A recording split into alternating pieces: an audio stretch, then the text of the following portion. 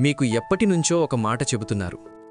రుణం నుండి బయటపడాలంటే ఇంకో జాబ్ చేయాలి, సైడ్ హసిల్ చేయాలి, చాలా కఠినమైన బడ్జెట్ పెట్టుకోవాలి. ఇవి తప్పు కాదు, కానీ అవే పూర్తి సమాధానం కాదు. ఎందుకంటే నిజమైన సమస్య మీ బ్యాంక్ బ్యాలెన్స్లో మొదలు కాదు, మీ మనసులో మొదలవుతుంది. 2026 ఆర్థిక పరిస్థితుల్లో ధరలు పెరిగాయి, అనిశ్చితి పెరిగింది, ఖర్చులు పెరిగాయి, కానీ ఆదాయం మాత్రం అంతే ఉంది. అప్పుడు మనసులో మొదలయ్యేది ఒకటి: భయం. ఇంకా ఎలా బ్రతుకుతాం? ఈ ఈఎంఐ ఎలా కడతాం? ఈ నెల ఎలా పూర్తవుతుంది? కానీ ఈరోజు మనం ఒక విభిన్నమైన సత్యాన్ని తెలుసుకోబోతున్నాం. రుణం నుండి విముక్తి కేవలం అదనపు డబ్బుతో కాదు, దేవుని శాంతితో మొదలవుతుంది. భయాన్ని కృతజ్ఞతతో మార్చినప్పుడు అపరిమితమైన దేవుని నిర్వహణ మన జీవితంలో ప్రవహించడం ప్రారంభమవుతుంది. 2026లో ఆర్థిక అస్థిరత కేవలం జేబును మాత్రమే తాకదు, అది మన నరాలను కూడా తాకుతుంది. బిల్లులు పెరుగుతున్నప్పుడు, ఈఎంఐ తేదీ దగ్గర పడుతున్నప్పుడు మన శరీరం దాన్ని కేవలం డబ్బు సమస్యగా చూడదు, అది దాన్ని బ్రతుకుదెరువు ప్రమాదంగా చూస్తుంది. మన మెదడు లేమిని చూసినప్పుడు మన శరీరం భయానికి స్పందిస్తుంది, స్ట్రెస్ పెరుగుతుంది, మనసు అశాంతిగా మారుతుంది, తప్పు నిర్ణయాలు మొదలవుతాయి. అప్పుడు మనం ఇలా ఆలోచిస్తాం: నా దగ్గర సరిపోదు, నేను వెనుకబడ్డాను, నా జీవితం ఎప్పటికీ ఇలాగే ఉంటుంది. ఇదే కొరత చక్రం. కొరత, భయం, తప్పు నిర్ణయం, ఇంకా కొరత. ఇది కేవలం ఆర్థిక సమస్య కాదు, ఇది ఆత్మను అలసటకు గురిచేసే చక్రం. కాని యేసు మనకు చెబుతున్నాడు: భయపడకు, నేను నీకు సమృద్ధిని నేర్పుతాను. ఇక్కడే దేవుని మార్గం మనుషుల మార్గానికి భిన్నంగా ఉంటుంది. లోకం చెబుతుంది: లేమిని చూస్తూ ఆందోళన చెందు. క్రీస్తు చెబుతాడు: నీవు కోల్పోయింది కాదు, నేను ఇచ్చింది చూడు. ఇది ఒక చిన్న మార్పులా కనిపిస్తుంది, కాని ఇది జీవితాన్ని మార్చే ఆధ్యాత్మిక వ్యూహం. మీరు లేమిపై దృష్టి పెట్టినంతకాలం మీ మనసు భయంతో నిండి ఉంటుంది, కాని మీరు దేవుడిచ్చిన దానిపై దృష్టి పెట్టిన క్షణం మీ ఆత్మ శాంతిని అనుభవించడం ప్రారంభిస్తుంది. నాకు ఇంకా చాలానే కావాలి అనే ఆలోచన నుండి దేవుడు ఇప్పటికే నాకు ఎంతో ఇచ్చాడు అనే అవగాహనకు మారడం, అదే అద్భుతం ప్రారంభం. కృతజ్ఞత కేవలం ఆధ్యాత్మిక భావన కాదు, అది శరీరాన్ని కూడా మార్చే శక్తి.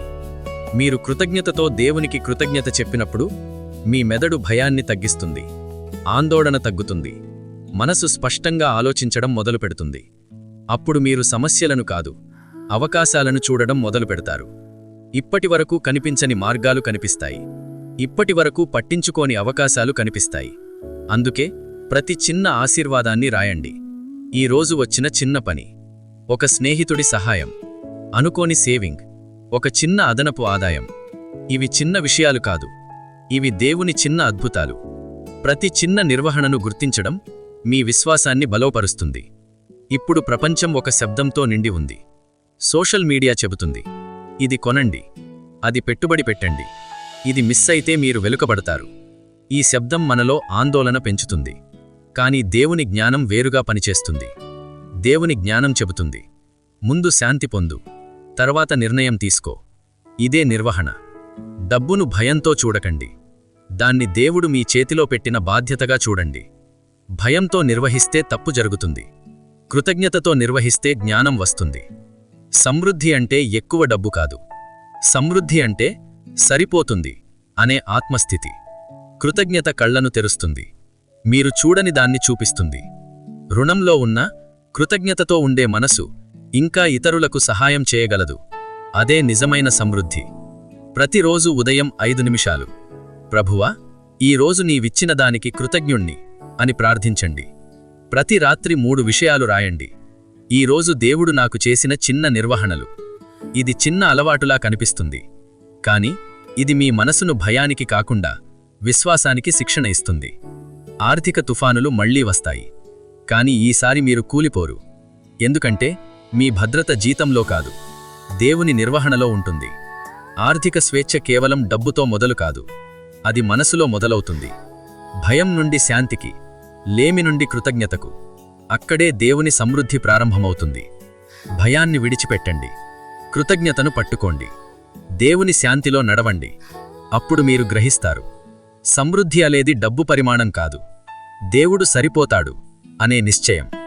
ఈ సందేశం మీ హృదయాన్ని తాకితే లైక్ చేయండి, షేర్ చేయండి, సబ్స్క్రైబ్ చేయండి. ఫెయిత్ బీట్స్ తెలుగుతో మాతో ఉండండి. దేవుడు మీకు శాంతి, జ్ఞానం, సమృద్ధి ఇవ్వునుగాక.